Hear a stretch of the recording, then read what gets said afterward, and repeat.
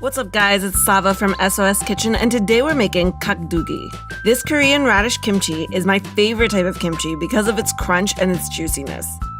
It's also probably one of the easiest kimchis to make, so let's get started. The first thing you'll need to do is wash and peel some Korean radish.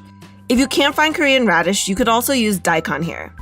I keep some of the light green skin on because it looks kind of pretty. Once it's peeled, dice up the radish into half-inch cubes.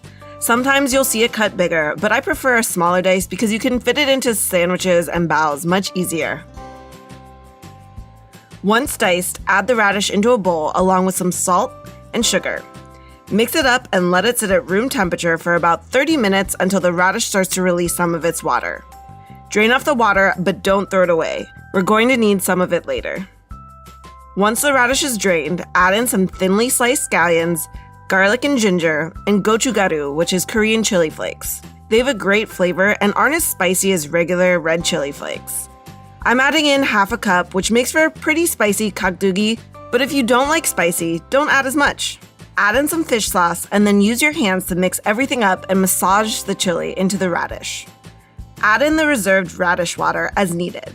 I added in some because the mixture was a bit dry and the water helps to release the flavor and color from the chili flakes. You'll probably use about 3/4 of what you had saved. Add the kkakdugi into a glass container, pushing it down to compress and squeeze out as much air as possible. Once that's done, cover it lightly and let it sit at room temperature for 2 to 3 days to ferment. After that, close up the jar and put it in the fridge. This kimchi will last for a long time in your fridge, probably longer than it'll take you to eat it, and it gets better as it sits.